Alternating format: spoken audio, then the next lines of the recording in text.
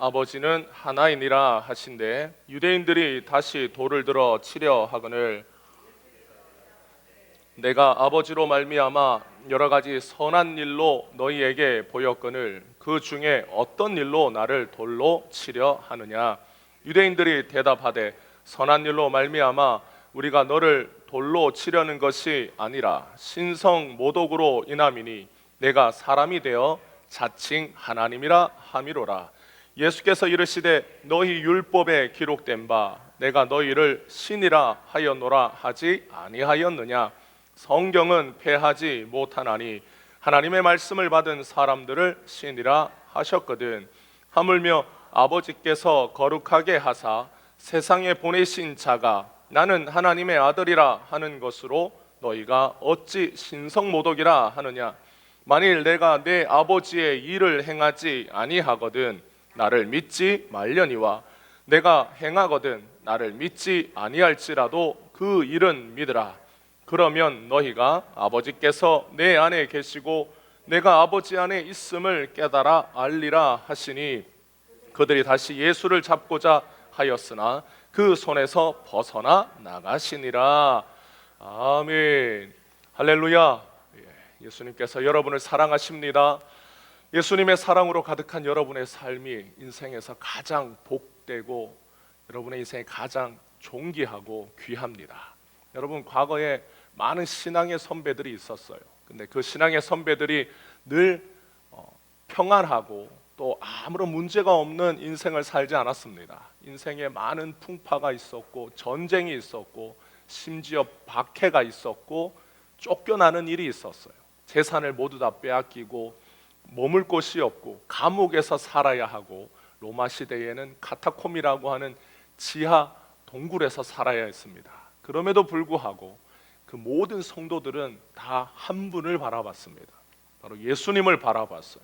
그분을 바라볼 때 여러분 그 어떤 것도 성도들의 영혼을 붙잡아 둘 수 없었습니다. 그래서 우리의 삶에 가장 큰 능력이 되시는 예수님이 여러분 안에 계십니다.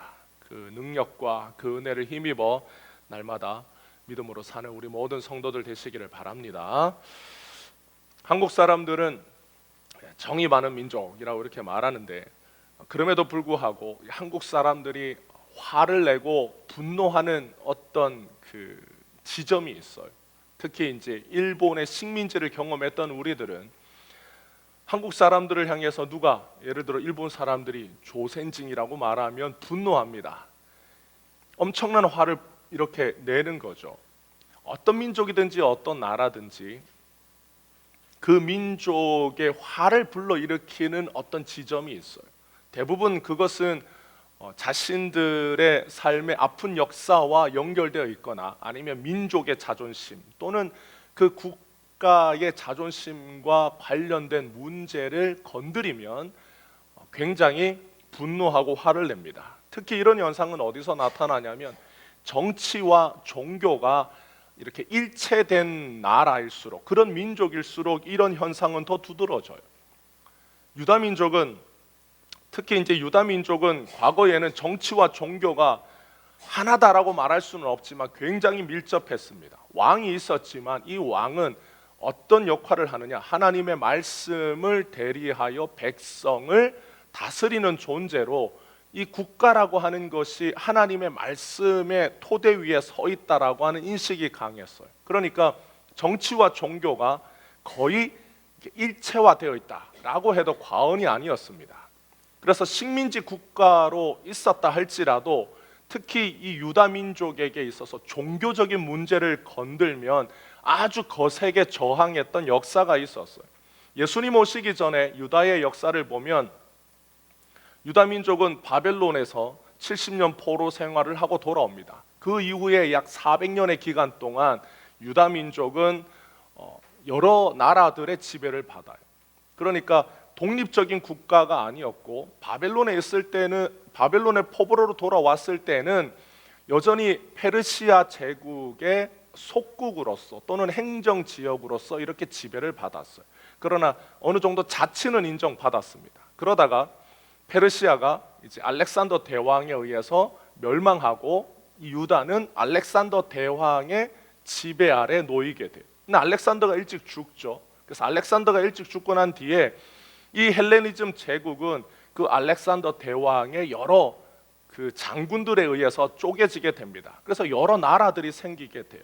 그래서 그 제국들 중에 한 제국의 영향을 받다가 결국 예수님이 오시기 얼마 전에 한 100여 년 전에 이 유다는 안티오쿠스 4세라고 하는 한 왕조의 지배를 받습니다. 그런데 이 안티오쿠스 4세라고 하는 이 왕이 헬레니즘 문화를 이 유다 민족이 유다라고 하는 나라에 심기 위해서 이 유다 민족이 가지고 있는 종교를 없애고 싶었어요.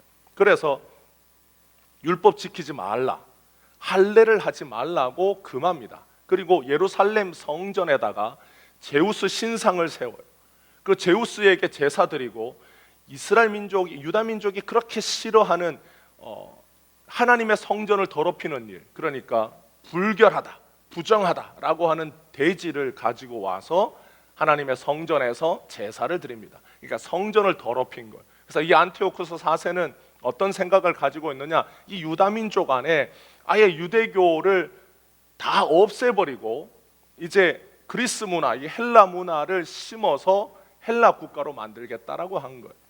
그런데 이것을 견디다가 참지 못한 유다 민족이 결국에는 반기를 들고 저항합니다. 그래서 결국 쫓아내요. 그리고 자기들만의 국가를 세웁니다. 그걸 이스라엘 역사에 보면 마카비 왕조라고 그래요. 이 마카비 왕조가 100년 정도 유지됩니다. 그러니까 독립적인 국가로 예수님 오시기 전에 유다는 자신들의 종교를 탄압했던 왕조를 무너뜨리고 독립적인 국가로 100년 이상을 유지했던 역사를 가지고 있었어요. 그런데 결국 로마가 유다를 다시 지배하면서 그 대리자로 세웠던 왕이 헤롯 대왕이었어요. 그래서 헤롯 대왕 때에는 헤롯 대왕은 게다가 정통 유대인이 아니었습니다. 헤롯 대왕은 이방인 출신이었어요. 남쪽의 에돔족 출신이었던 이방 유대인이었기 때문에 정통 유대인이 아니어서 이 헤롯 대왕이라 할지라도 유대인들의 눈치를 많이 봤습니다. 그만큼 유대인들에게는 뭐가 중요하냐? 자신들이 믿고 있는 이 종교를 간섭하거나 건들면 굉장히 저항이 심했던 민족이었습니다. 그래서 로마가 비록 이 유다를 식민지를 삼았지만 로마의 정책은 유다 민족의 문화와 종교를 어느 정도 다 인정해 주는 정책을 폈어요. 그래서 제사장들이나 유대교 안의 율법이나 이런 문제들을 가지고 자기들끼리 재판을 하고 자기들끼리 문제를 해결할 때 로마가 특별히 관여하지 않습니다. 빌라도만 보더라도 빌라도는 유대인들의 문제에 관여하기를 별로 그렇게 원하지 않았어요. 그런데 오히려 이런 유대인들의 심기를 가장 건드렸던 분이 누구냐? 예수님이었어요. 예수님은 유대인들의 마음을 혹하게 만드는 기적을 굉장히 많이 행했습니다.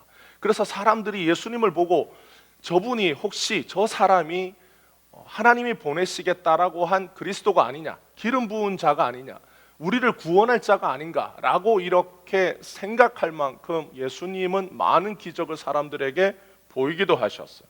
그리고 바리새인들과 같은 종교 지도자들에게는 들을 수 없는 말씀을 예수님에게 듣습니다. 주로 바리새인들은 율법에 의하여 의인과 죄인을 나누고 죄인을 정죄하는 설교를 많이 했어요. 그런데 예수님은 그런 바리새인들의 설교와는 결이 달랐습니다. 오히려 죄인을 사랑하시는 하나님이 어떤 분이신가? 하나님이 왜 죄인을 사랑하시는가? 그리고 하나님의 그 사랑은 어떻게 죄인을 하나님께로 인도하시는가? 그래서 예수님의 말씀과 예수님의 행동을 통하여 많은 사람들이 예수님에게 마음을 이렇게 빼앗기게 됩니다. 그런데 그러던 와중에 예수님은 종종 유대인들이 전혀 용납할 수 없는 말씀도 하셨어요. 그게 뭐냐면 오늘 우리가 읽은 이 30절에 있는 나와 아버지는 하나다라고 하는 이런 말씀입니다. 여기서 하나다라는 거는 우리가 흔히 운동선수들이 팀으로 경기하는 이 축구, 야구 이런 경기를 보면 우리는 원팀입니다 이렇게 말하는 거죠. 우리 팀은 하나입니다. 이럴 때 말하는 하나가 아니에요. 그때 하나라는 뜻은 우리가 협력하여 마치 한 사람처럼 경기한다, 이렇게 우리가 협력이 잘 되고 있다, 이렇게 표현하는 것이 하나예요. 근데 예수님이 나와 아버지는 하나다라는 것은 하나님과 나는 그렇게 협력을 잘한다라는 뜻이 아니라, 예수님이 말씀하신 이 하나라고 하는 말씀의 뜻은 나와 아버지는 같다라는 뜻입니다. 나와 아버지는 동일하다라는 뜻의 의미가 이 하나라고 하는 단어예요. 그러니까 유대인들이 듣기에는 하나님은 신이신데 신인 하나님과 인간인 예수가 본질적으로 인간인 나는, 인간인 예수는 하나님이신 신이신 하나님과 동일한 존재다라고 말을 한 거죠. 그러니까 유대인들의 입장에서는 도무지 이해도 되지 않고 말을 받아들일 수도 없었어요. 근데 예수님이 이 말씀을 처음 하신 게 아니라, 예수님은 이전에 일찍 요한복음 5장에 보면 내 아버지께서 일하시니 나도 일한다, 이런 말씀을 합니다. 그때 유대인들의 반응이 뭐였냐면, 하나님을 자기 친아버지라고 하여 하나님을 자기와 동등하게 삼으려 한다라고, 유대인들 사이에 저 예수를 살려두면 안 되겠다라고 하는 분위기가 팽배했다라고 요한복음 5장에 그렇게 말해요. 그러니까 이미 예수님이 이전에 한번 이와 유사한 말씀을 하셨는데, 아예 이 요한복음 10장에 보면 노골적으로 나와 아버지는 동등하다, 동일하다라고 하는 표현을 하신 거예요.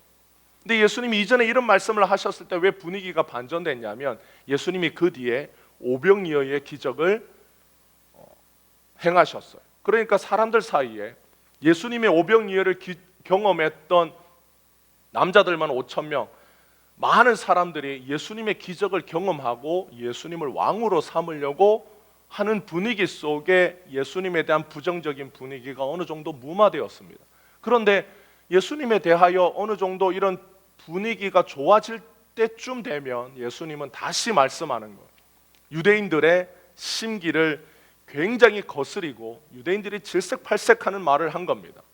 나와 아버지는 하나다, 동일하다, 나와 아버지는 본질적으로 같다라는 말을 한 거예요.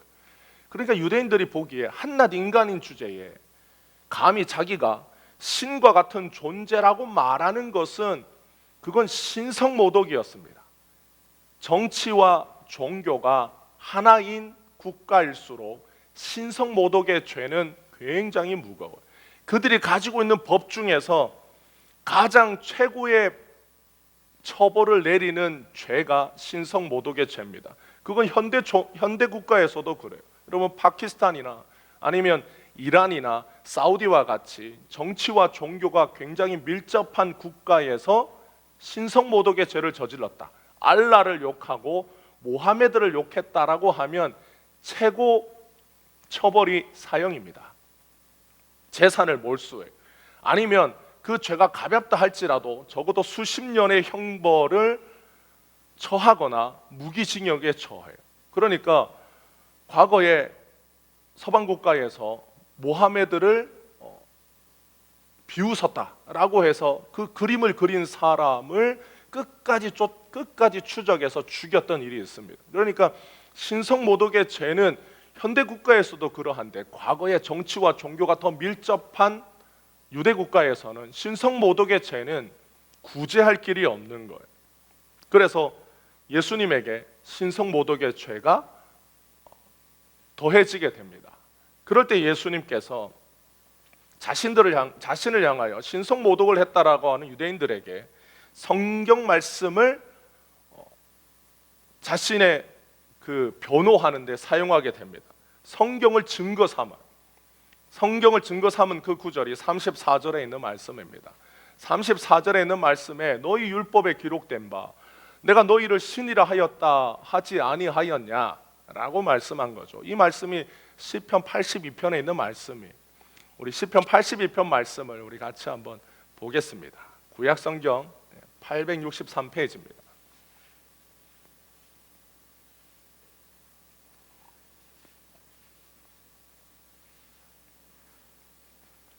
구약 성경 863페이지는 시편 82편을 우리 같이 한번 읽어볼까요? 읽겠습니다. 하나님은 신들의 모임 가운데에 서시며 하나님은 그들 가운데에서 재판하시느니라. 너희가 불공평한 판단을 하며 악인의 납보기를 언제까지 하려느냐. 가난한 자와 고아를 위하여 판단하며 곤란한 자와 빈궁한 자에게 공의를 베풀지며 가난한 자와 궁핍한 자를 구원하여 악인들의 손에서 건질지니라 하시는도다.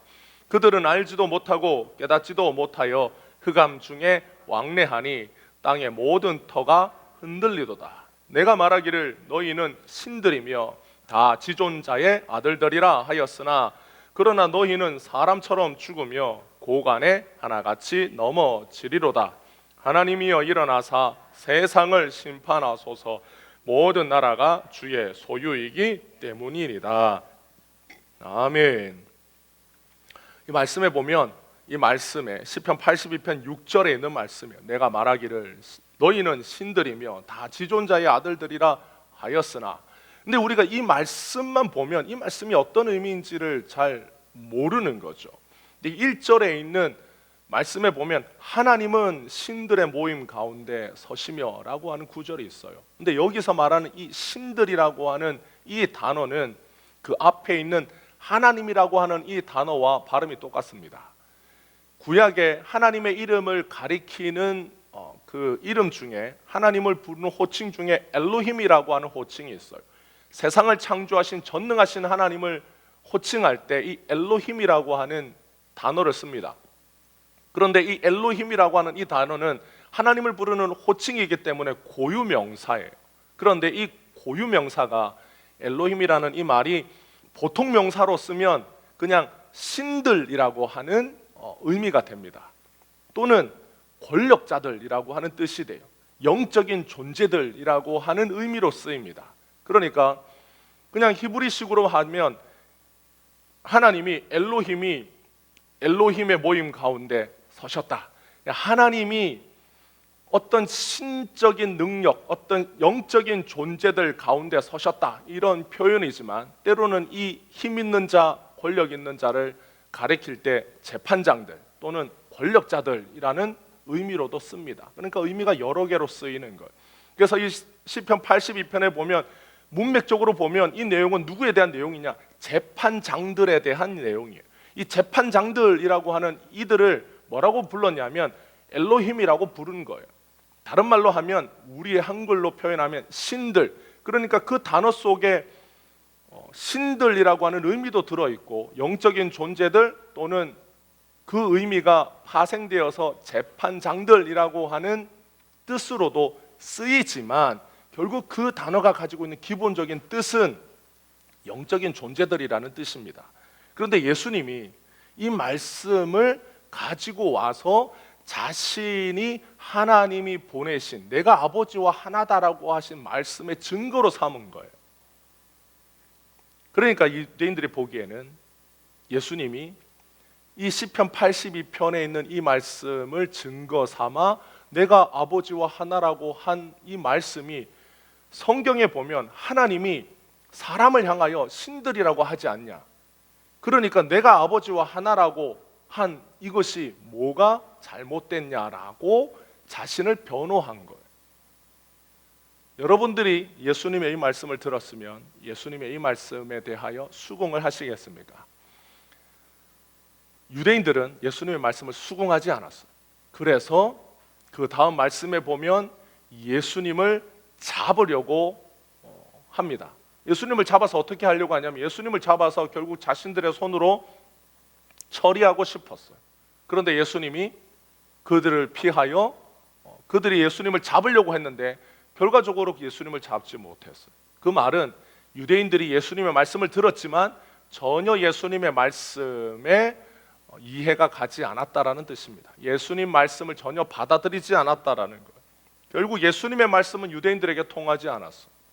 오히려 유대인들이 예수님을 잡아서 죽여야 되겠다라고 하는 이 생각을 더 강하게 들게 만들었을 뿐입니다.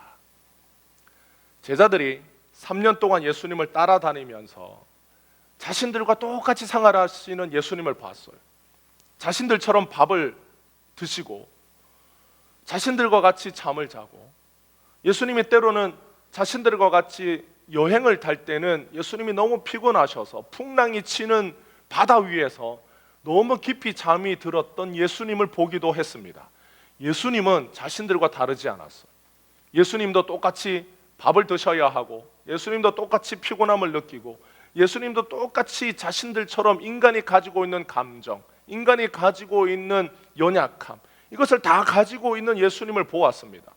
때로는 예수님이 우는 모습도 보았고, 때로는 예수님이 웃으면서 사람들과 함께 저녁 식사에서 포도주를 마시고 얼굴이 빨갛게 되셔서 즐겁게 웃고 계시는 예수님을 보기도 했어요.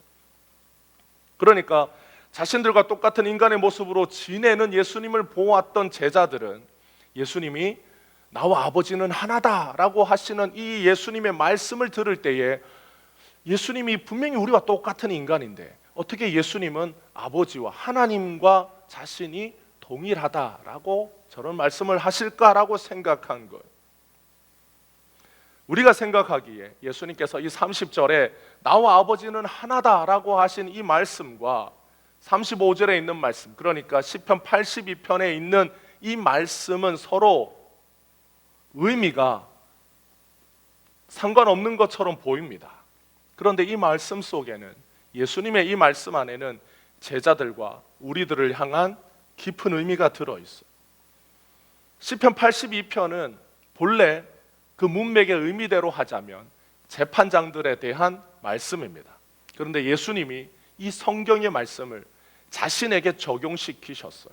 그러니까 성경이 시편 82편이 본래 누구를 가리키느냐? 재판장들을 향한 하나님의 말씀이라고 쓰여져 있지만 그 본래의 의미는, 그보다 더 깊은 이면의 뜻은 예수님에 대한 말씀이라는 뜻이. 그러니까 성경을 누가 주셨느냐? 하나님이 주셨어요. 그러니까 성경을 사람들이 겉으로 읽을 때는 이 성경이 겉에 가지고 있는 의미가 있습니다. 그런데 하나님이 이 성경을 누구를 가리켜 주셨다고요? 예수님을 가리켜 주셨어요. 예수님이 요한복음 5장 39절에 있는 말씀처럼 성경은, 구약 성경은 나를 가리켜 한 말씀이라고 예수님이 스스로 구약 성경의 의미와 목적에 대하여 말씀하셨어요.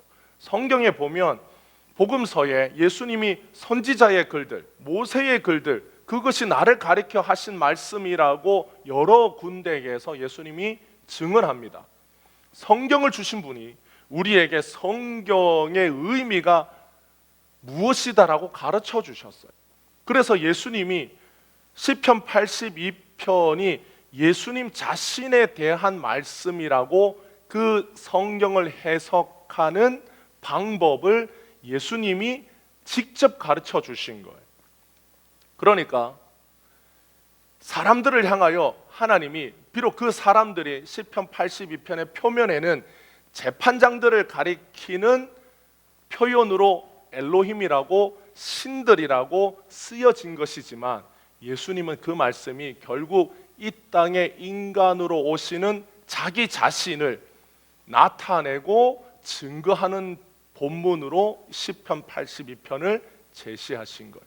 그러니까 시편 82편을 겉으로 읽으면 재판장의 글들이지만 예수님에 대한, 예수님의 관점으로 시편 82편을 읽으면 이건 예수님에 대한 말씀이 담겨져 있는 본문이 됩니다. 시편 82편만 그러냐? 아니에요. 구약 성경 전부가 그렇습니다. 그래서 예수님이 자신의 본질은, 예수님의 본체는 하나님이신데 인간으로 이 땅에 내려오신 분이라고 하는 것을 증거하는 본문으로 이 시편 82편을 사용하신 거예요. 그러니까 1차적으로는 나는 인간이지만 예수님의 본체는 하나님이신 것을 드러내어 주셨어요. 그리고 예수님이 이 땅에 그러면 하나님이신데 왜 인간으로 이 땅에 오셨느냐? 그 예수님의 목적은 예수님을 믿는 자들을 구원하시기 위함인데, 예수님이 인간을 구원하시는 결과가 뭐냐? 예수님을 믿는 자들을 신과 같은 존재로 만들어 주시겠다라고 하는 약속이 이 말씀 안에 들어 있습니다. 그러니까 예수님은 자신을 드러내시는데, 자신을 드러내시면 예수님의 그 구원 사역으로 인하여 예수를 믿는 우리에게는 예수님이 베풀어 주시는 어떤 구원의 결과가 나타나요. 그게 뭐냐면 예수 믿는 성도들을 신과 같은 존재로 변화시켜 주신다라는 뜻입니다. 이 말은 우리가 신이 된다라는 뜻이 아니에요. 우리는 그냥 흙으로 지어진 피조물이에요. 그런데 우리의 존재가, 우리의 가치가 예수님의 구원 사역으로 말미암아 승격됩니다. 어느 정도까지 승격되느냐? 예수님과 같이 승격돼요. 그래서 예수님이 우리를 구원하시고 예수님의 보좌 우편에 앉혀줍니다. 예수님의 보좌 우편에 앉혀주셨다라는 뜻은 예수님과 우리가 동등한 위치에 앉게 되었다라는 뜻이에요. 여러분, 한낱 흙으로 지어진 인간이 어떻게 신과 같은 존재가 되겠습니까? 하나님을 버리고 죄인에 불과한 인간이 어떻게 거룩하고 존귀하신 하나님과 같은 반열에 올라갈 수 있겠어요? 그것은 우리의 노력이 아니라, 우리가 애쓰고 힘쓴 결과가 아니라 예수님이 죄인인 우리를 위하여 이루신 구원의 결과입니다. 예수님은 그 본체가 하나님이십니다. 그런데 우리 인간은 이 존재가 피조물이에요. 피조물은 아무리 애를 써도 신과 같은 존재가 될 수 없습니다. 여러분, 지음받은 존재가 자신을 지으신 신과 같은 존재가 될 수는 없는 거예요. 아무리 인간이 오랜 세월 수련을 하고 별의 별짓을 다해도 전능자의 그림자조차도 가까이 가지 못합니다. 그게 피조물로서의 한계예요. 그래서 과거에 아무리 수련을 하면 인간이 신선이 된다. 신선은 신이 아니에요. 인간보다 조금 더 높은 존재. 여러분, 모든 종교의 세계관을 보면 인간이 신이 되는 것은 불가능합니다. 어떤 신적인 존재가 되지 결코 신이 되지는 않아요. 예수님은 인간을 창조하신 분이에요. 예수님은 흙으로 지어진 피조물에 불과한 인간을 사랑하셔서 자신의 신부 삼기로 작정하십니다. 그래서 그 존재가 하나님이신 예수님이 피조물을 자신의 신부로 삼으시면 우리가 비록 피조물에 불과하다 할지라도 우리의 존재는 예수님처럼 승격되는 거예요. 여러분, 왕이 평민을 자신의 왕비로 삼으면 그 평민이 그 왕과 같은 신분으로 승격됩니다. 왕비가 되는 거예요. 그래서 에베소서 2장 5절 6절에 보면 허물로 죽은 우리를 그리스도와 함께 살리셨고 너희는 은혜로 구원을 받은 것이라. 또 함께 일으키사 그리스도 예수 안에서 함께 하늘에 앉히셨다라고 이렇게 말해요. 그러니까 예수님이 우리를 살리셔서, 허물로 죽은 우리를 예수님이 자신의 구원 사역으로 우리를 살리시고 우리를 일으키셔서 예수님과 함께 하늘에 앉히셨다. 예수님의 보좌와 옆에 우리를 앉히시는 거예요. 그래서 우리의 존재를 높여주셨어요. 여러분, 왕의 보좌 우편에 앉으라고 말할 수 있는 존재는 누구일까요? 왕이 자신의 보좌 옆에 누구를 앉혀요? 여기 와서 앉으라, 내 옆에 와서 앉으라 라고 말할 수 있는 권위를 가진 존재는 누구겠습니까? 왕밖에 없어요. 오직 왕만이 자기 옆에 앉으라고 말할 수 있는 유일한 자격을 가지고 있는 사람입니다.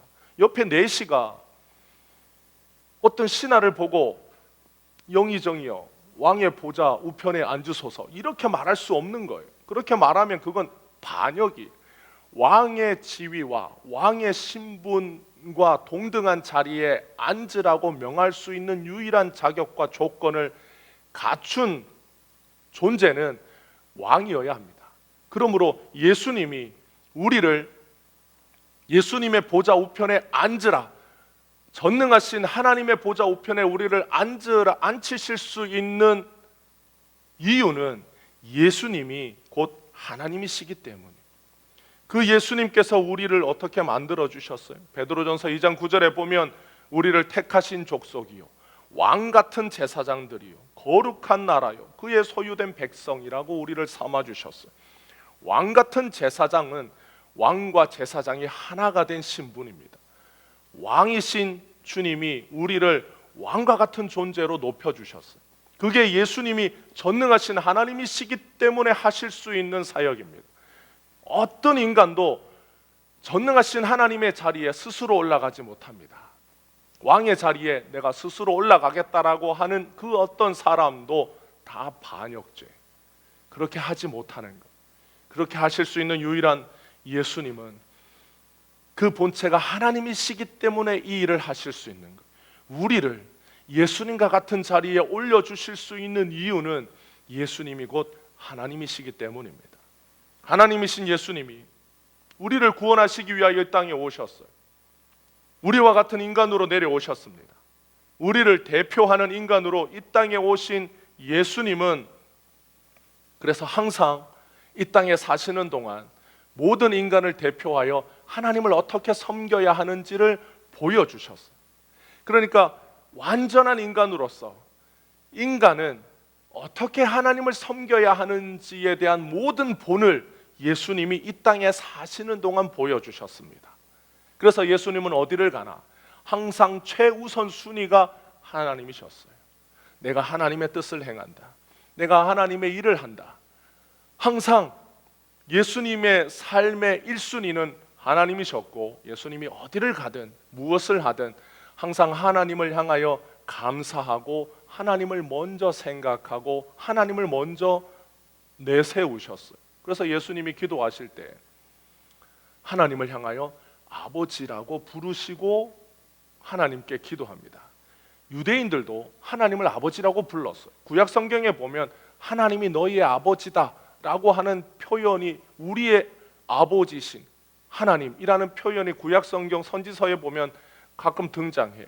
그런데 유대인들에게 하나님을 아버지라고 부르는 것은 흔히 우리가 혈육의 관계에서 아들이 아버지에게 부르는 이 아들이라고 하는 의미보다는 민족적인 차원에서 이스라엘 민족을 택하신 하나님, 그래서 민족적인 아버지의 의미로서 하나님을 불렀어요. 그런데 예수님은 제자들에게, 유대인들도 기도하고 요한의 제자들도 기도하는데 예수님의 제자들은 예수님이 이렇게 기도하라고 기도를 가르쳐 주거나 제자들을 데리고 기도 시간이니까 우리 기도하자 이렇게 하지 않으셨어요. 그래서 예수님의 제자들이 예수님에게 와서 주여 우리에게도 기도를 가르쳐 주십시오. 요한의 제자도 기도하고 바리새인의 제자들도 때가 되면 다 기도하는데 예수님은 왜 우리에게 기도하라는 말씀을 안 합니까?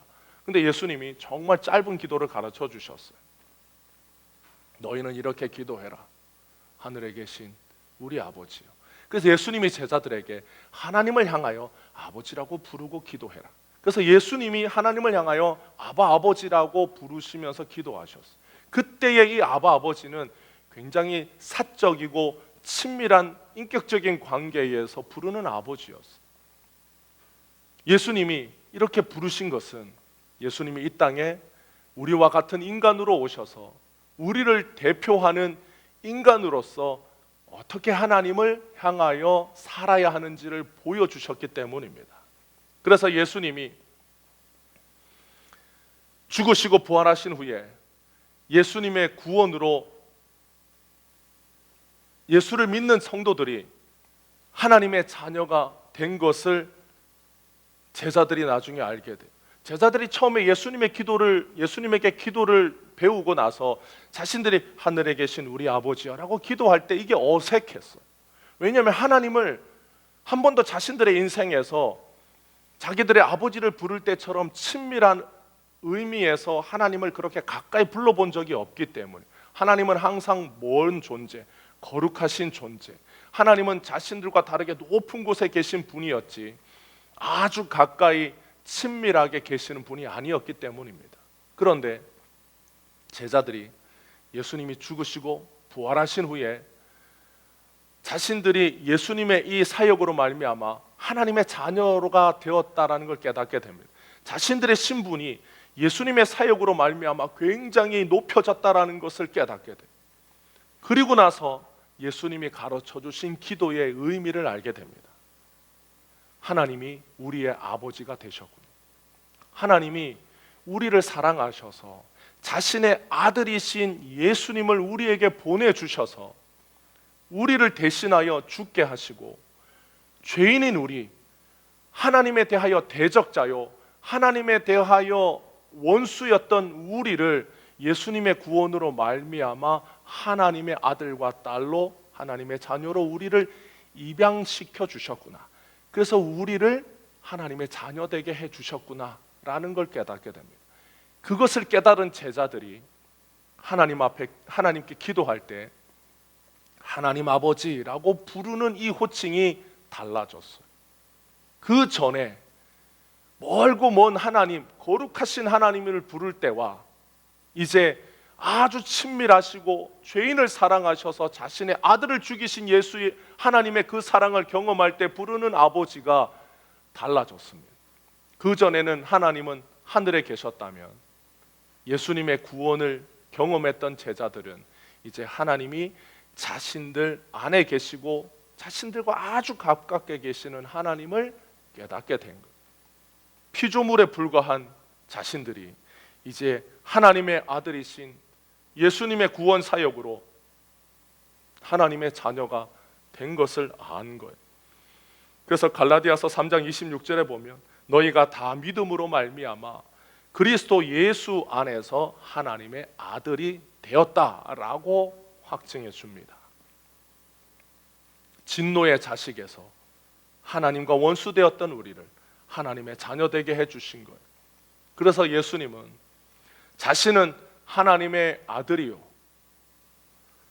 자기를 믿는 자를 하나님의 자녀 삼아 주시기 위하여 오셨음을 사람들에게 가르쳐 주신 거예요. 나를 믿는 자는 신과 같이 된다. 나를 믿는 자는 하나님의 자녀가 된다. 하나님의 자녀의 신분은 신과 같은 존재입니다. 그래서 하나님이 우리를 왕 같은 제사장이라 불러주는 거예요. 예수님의 신부라고 우리를 불러주는 거예요. 예수님의 신부는 그 신분이 예수님과 같아지는 거예요. 예수님이 우리를 이렇게 높여주신 것은 흙으로 지어진 피조물이지만 하나님을 대적했던 죄인이지만 예수님의 사역으로 말미암아 예수님을 믿는 성도들을 주님께서 높여주셔서 예수님과 같은 신분으로 만들어주셨어요. 그래서 예수님이 성경에 하나님의 말씀을 받은 자를 신들이라고 하지 않았냐. 예수님의 이 말씀은 자신을 가리키는 말씀이지만 하나님의 말씀으로 이 세상에 오신 분이 하나님이십니다. 그런데 예수님의 이 말씀 속에는 또 다른 약속이 있어요. 하나님의 말씀을 받은 자, 곧 하나님의 말씀으로 이 땅에 오신 예수님을 믿는 자는 주님께서 그 신분을 예수님과 같이 신과 같이 높여주신다라는 그 의미가 이 말씀 속에 들어있는 거예요. 유대인들은 시편 82편을 보면서 한 번도 이 생각으로 보지 않았어요.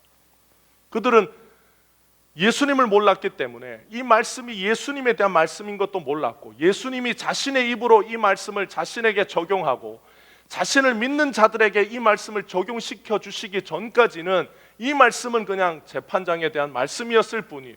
그런데 예수님이 오셔서 계시의 본체이신 예수님이 와서 감추어졌던 구약 성경을 열어주셨어요. 그리고 그 말씀이 자신에 대한 말씀인 걸 깨닫게 해주시고 자신을 믿는 자들에게 이루어질 약속의 말씀인 것 또한 가르쳐 주셨습니다. 그래서 예수님이 진리를 전하신 거예요.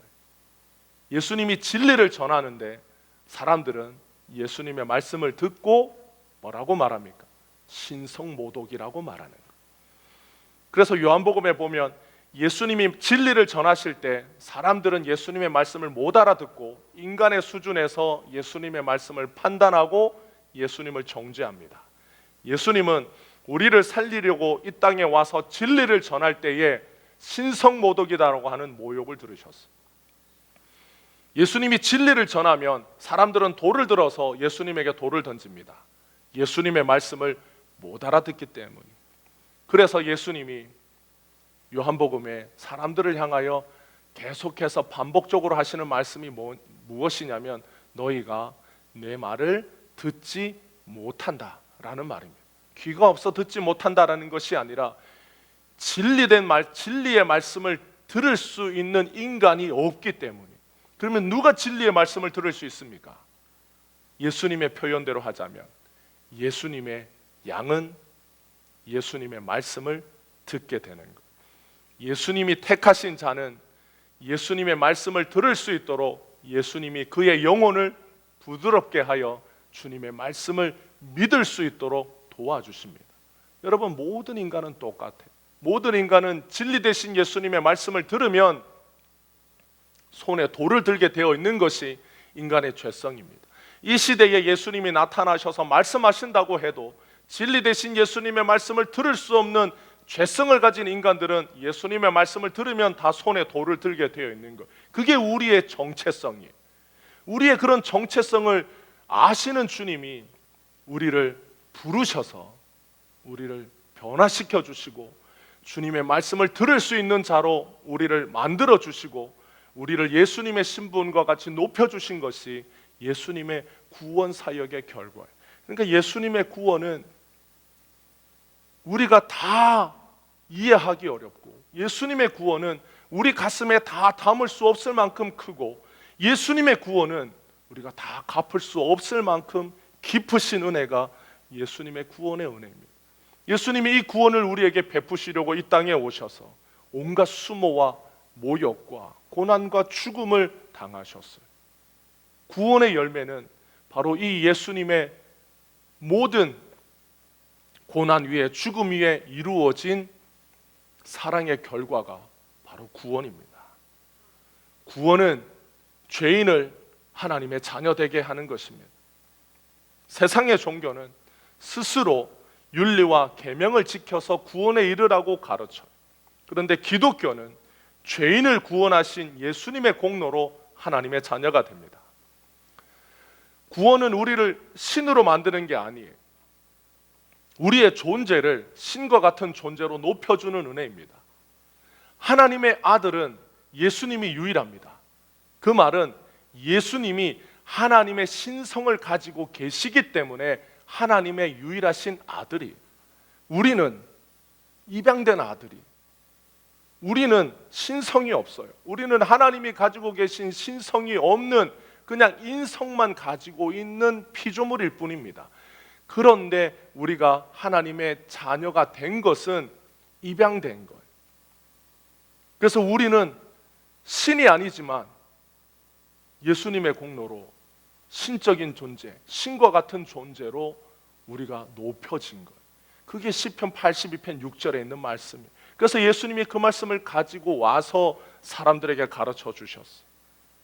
예수님은 그 존재가 하나님이시기 때문에 하나님의 아들, 우리는 흙으로 지어진 피조물이기 때문에 하나님께 입양된 아들이지만, 자녀이지만 하나님의 자녀들이 누리는 모든 특권을 동등하게 누립니다. 그래서 요한복음 1장 12절에 믿는 자에게 하나님의 자녀가 되는 특권을 주셨다라고 말해. 하나님의 자녀가 되는 특권은 모든 하나님의 자녀에게 주시는 그 모든 권리와 특혜를 다 똑같이 누리는 존재입니다. 그래서 로마서 8장 15절에 보면 우리가 받은 영을 바울은 무슨 영이라고 말하냐면 양자의 영을 받았다라고 그래요. 양자의 영을 받았지만, 우리가 하나님의 자녀로 입양되었지만 우리가 하나님을 부를 때 뭐라고 부르느냐? 아저씨라고 부르지 않아요. 하나님이 우리의 아버지가 되어주셨기 때문에 그분을 부를 때는 우리가 아빠, 아버지라고 부르짖느니라 라고 가르쳐줘. 감히 하나님을 아버지라 부를 수 없는 죄인이지만 예수님의 공로로 하나님의 자녀가 되어 존귀하신 하나님을 가장 친숙하고 따뜻한 말로 아빠, 아버지라고 부를 수 있게 된 것이 예수의 구원의 공로입니다. 사랑하는 성도 여러분, 세상의 그 어떤 종교를 보아도 예수님의 구원만큼 크고 놀라운 은혜가 없어요. 세상의 모든 종교는 인간에게 구원을 향하여 구원을 이루려면 고행과 수련을 요구합니다. 인격을 갈고 닦으라고 말해요. 그래서 세상에는 요즘에 보면 인격을 갈고 닦는 것이 마치 구원을 향한 조건인 것처럼 말합니다. 그럼 여러분, 세상에서 착하고 인격이 고상한 사람, 그런 사람은 천국에 들어갑니까? 그렇지 않아요. 성경에 보면 모세의 인격은 거칠었어요. 그래서 모세의 나이 40대에 이집트의 관리를 쳐서 죽일 만큼 모세는 성격이 괄괄했던 사람이었어요. 거의 모세를 보면 모세가 항상 온유했냐? 성경에 보면 모세만큼 온유한 자가 없었다고 성경에 기록되어 있어요. 그럴 때 성경의 그 말씀은 모세의 인격을 말하는 게 아닙니다.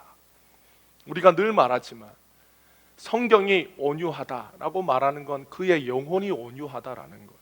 여러분, 예수님만 봐도 예수님처럼 온유하신 분이 없어요. 그런데 예수님의 사역을 보면 예수님이 성전에 가서 노끈으로 채찍을 만들어서 돈 바꿔주는 자들의 상을 다 뒤집어 엎고 동물들을 다 성전에 제사 드리는 동물들 노끈으로 채찍 만들어서 다 쫓아내시고, 예수님이 바리새인들이나 종교 지도자들을 향하여 하시는 예수님의 말씀을 보면 그 욕이 거칠기가 한이 없습니다. 예수님도 예수님 입에서 욕을 하셨어요. 예수님이 인격이 온유하면, 예수님이 되게 부드럽고 나긋나긋하면 예수님 그렇게 하지 말으셔야 되는 거 아니에요. 사람들 중에는 남자들이라 할지라도 성품이 너무 이렇게 유연해서, 성품이 굉장히 부드러워서 욕을 못하는 사람이 있습니다. 그러면 그런 사람을 보고 성경은 온유하다라고 말하느냐? 아니에요. 성경은 그 영혼을 보고 온유하다라고 말합니다. 하나님을 향하여 순종하는 영혼, 하나님의 말씀이 그렇다 하면 그렇다라고 받아들이는 그 영혼을 보고 성경은 온유하다라고 말해요. 그래서 구약에 보면 이스라엘의 왕들을 보고 정직하게 행했다라는 표현이 많이 등장합니다. 거짓말하지 않았다라는 뜻이 아니. 성경이 말하는 정직은 거짓말하지 않고 바른 말하는 사람을 정직하다라고 하지 않고, 하나님의 말씀에 대하여 그러하다라면 아멘하고, 하나님의 말씀이 그렇지 않다라고 하면 아니요 하는 사람을 보고 정직하다라고 표현해요. 그래서 이스라엘 왕들을 평가할 때 정직하게 행했다라는 말씀의 뜻은 하나님의 말씀에 얼마나 순종하고 하나님의 말씀에 대하여 그 왕이 얼마나 따랐느냐라고 할 때 정직하게 행했다라고 표현합니다. 그러니까 이렇게 세상과 우리 기독교의 세계관 속에 이런 용어들이, 이런 개념들이 다 섞여 있는 거예요. 그래서 세상에서 정직한 자, 교회 안에 들어오면 정직하게 행하는 자가 하나님이 기뻐하시는 자다. 그래서 우리는 정직하게 행하는 자를 하나님이 구원하시나 보다. 성격이 온유한 자, 그래서 다른 사람에게 싫은 말 못하고 욕 못하는 사람이 온유한 사람, 그래서 그런 사람이 구원에 가까운가 보다. 아닙니다. 성경은 항상 어떤 말, 어떤 개념을 말할 때 그 말과 개념이 항상 하나님의 성품과 관련되어 있어요. 인간의 윤리와 인간들, 우리가 흔히 세상에서 살아갈 때 쓰는 말의 개념과는 전혀 달라요. 그런데 우리는 이걸 막 성경, 교회 안에서 또는 성경을 보면서 이런 세상의 개념을, 인간의 기준으로 세워진 개념을 섞어서 씁니다. 그러니까 세상의 종교가 가지고 있는 구원의 개념도 섞어서 써요. 예수를 믿었으면 말씀을 지켜야지, 율법과 계명을 지켜야지, 그래서 우리의 구원이 유지되도록 살아야지, 이렇게 생각해. 세상의 종교가 요구하는 것처럼 기독교도 고행하고 때를 따라서 수련하고, 우리가 지금 많은 교회들이 사순절을 지켜요. 천주교는 지금의 이 기간을 사순절이라고 지킵니다. 예수의 고난을 기념하여 그 고난에 동참하여 우리도 하루에 한 끼 금식하고 예수님의 고난을 우리도 동참하여 지키자.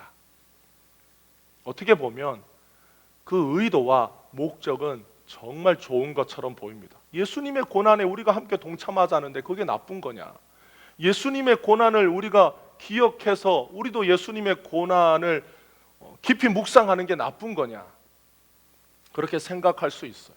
그런데 중세의 종교개혁자들은 왜 사순절을 금해야 된다라고 말했을까?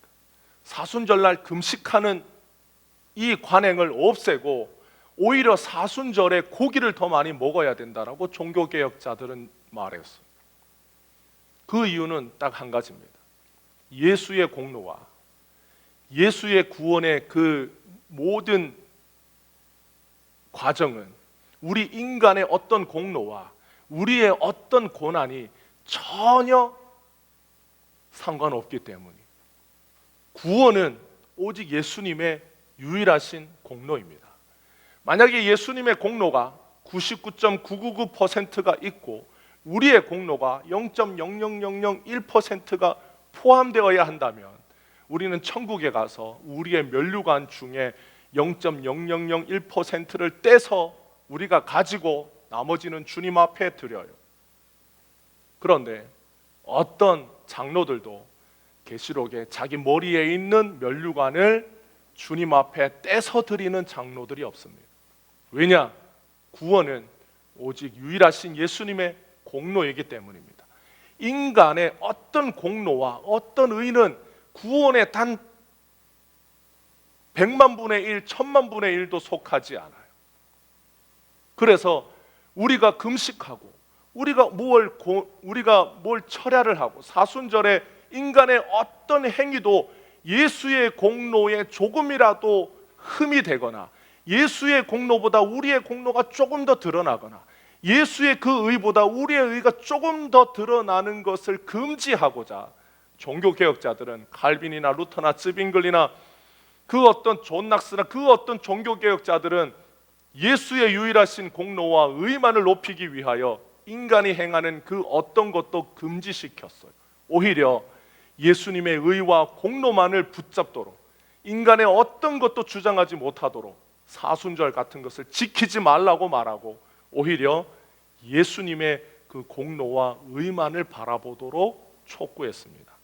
그런데 세상의 모든 종교는 반드시 구원에 이르려면 수행하라고 말해요. 인격을 다듬으라고 말합니다. 고난을 거쳐야 된다라고 말해요. 구원을 얻겠다는 인간이 어떻게 아무런 고행도 하지 않고 뼈를 깎는 고통도 없이 구원을 얻으려고 하냐? 그건 도둑놈 신보가 아니냐라고 말해요. 그래서 고등 종교일수록 윤리가 발달한 종교일수록 인간을 개조해서 인간을 다듬어서 인격을 수양하고 고된 수행의 시간을 거쳐서 구원에 이르도록 요구합니다. 그래서 불교와 같이 고등 종교일수록 인간들에게 끊임없는 수행과 고행을 요구하게 되어 있어요. 그런데 그런 종교에서 기독교를 보면 하찮게 보이는 것. 죄를 짓고 회개하기만 하면 용서받는 종교.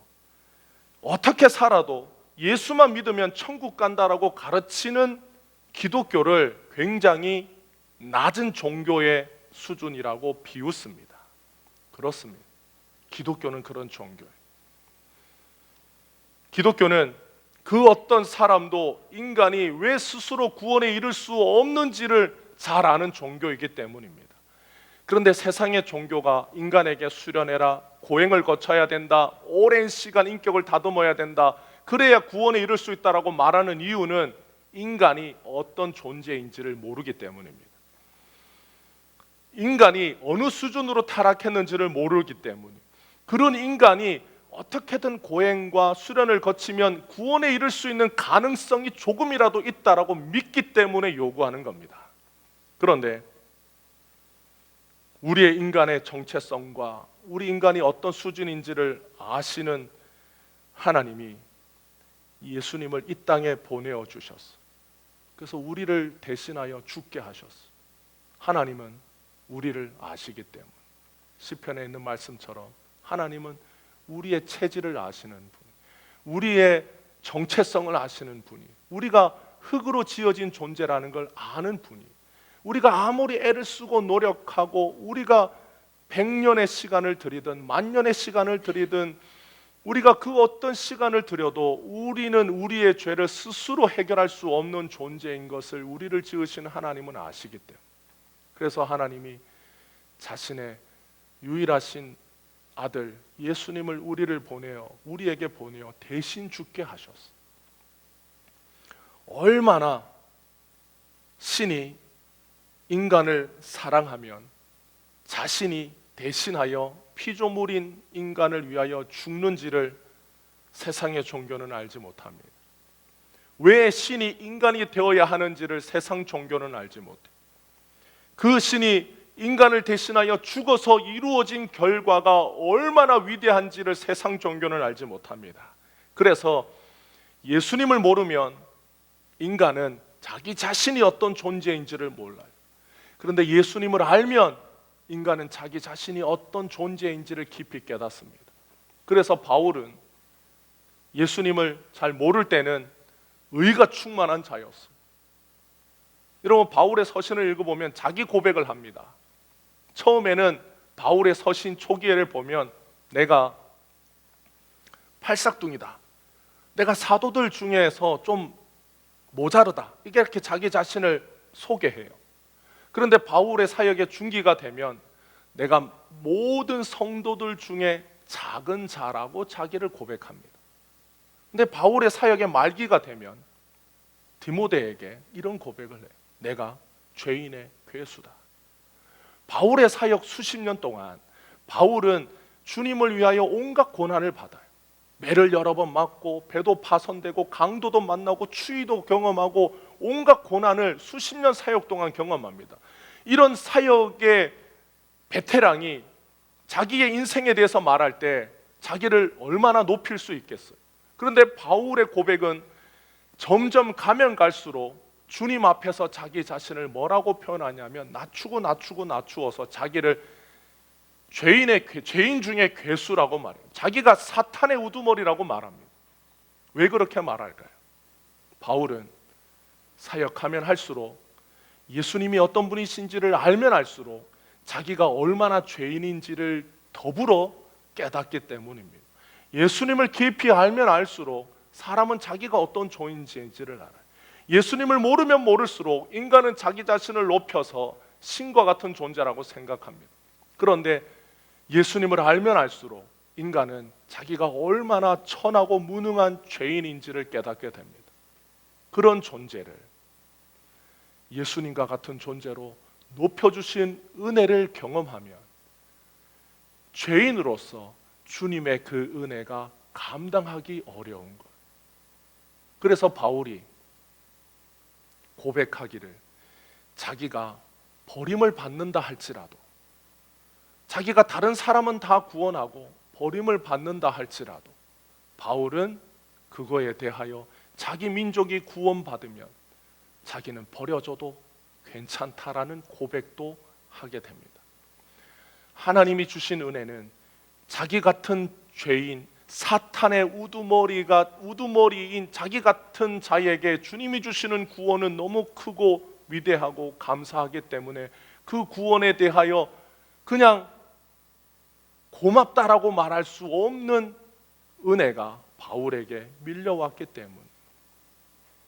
여러분, 예수를 모르는 기독교일수록, 예수와 멀어지는 기독교일수록 인간을 높입니다. 인간이 해야 될 윤리와 계명에 대하여 많이 가르쳐요. 그런데 예수님이 가득하면 가득할수록 우리가 얼마나 무능한 죄인인지를 말하고 예수의 공로가 얼마나 큰지를 찬양하게 됩니다. 이 사순절이라고 말하는 기간에 우리는 무엇을 기억해야 하느냐? 나 같은 죄인을 구원하여 주신 예수의 공로만 붙잡아야 돼. 그분의 의를 기뻐해야 돼.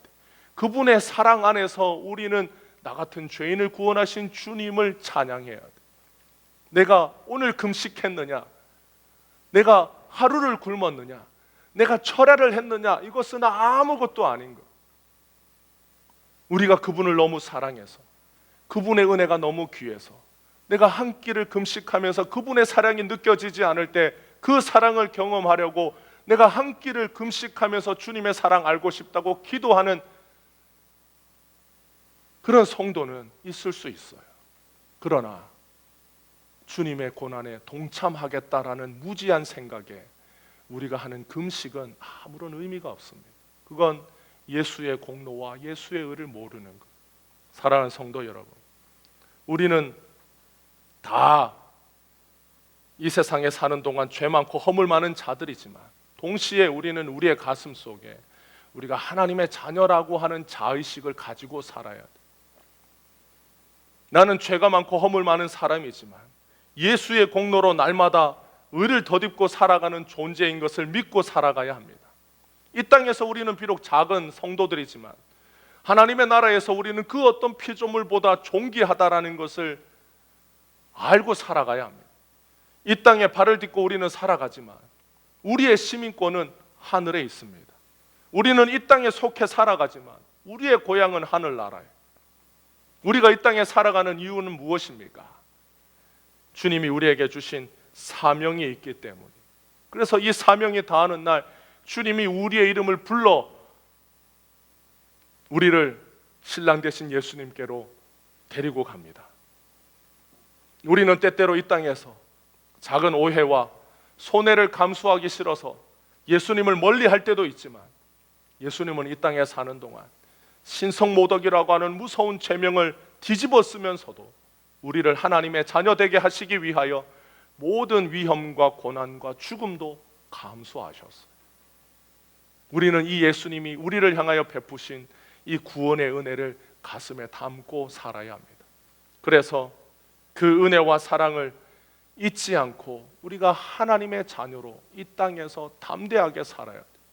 나 같은 죄인을 구원하여 주신 그 은혜와 그 사랑이 얼마나 큰지를 가슴에 담고 살아가는 성도는 이 땅에 작은 어려움과 염려와 근심이 있다 할지라도 주의 도우심으로 능히 이기고 나갈 것을 믿고 살아가는 성도가 됩니다. 오늘 예수님의 놀라우신 구원의 공로가 여러분 안에 있음을 감사하고 살아가는 우리 모든 성도들 되시기를 주님의 이름으로 축복합니다. 날마다 그 구원의 공로로 기뻐하고 주의 그 사랑에 모든 우리의 인생을 담대하게 사는 우리 성도들 되시기를 주님의 이름으로 축복합니다. 기도하겠습니다. 사랑과 은혜가 많으신 우리 주님, 우리를 구원하사 하나님의 자녀 되게 하여 주신 주님의 공로를 찬양합니다. 우리와 같은 자를 변화시켜 주셔서 하나님의 자녀 되게 하여 주신 예수님의 놀라우신 구원의 공로를 찬양합니다. 날마다 그 주님의 구원의 공로를 가슴에 새기며 우리의 마음에 담고 이 땅에 살아가는 동안 우리가 인생을 주님과 함께 담대하게 살아가도록 날마다 역사하여 주옵소서. 하나님의 자녀 되도록 우리의 인생을 변화시키시고 우리에게 큰 영광과 은혜를 부어주신 예수님의 이름으로 기도하옵나이다. 아멘.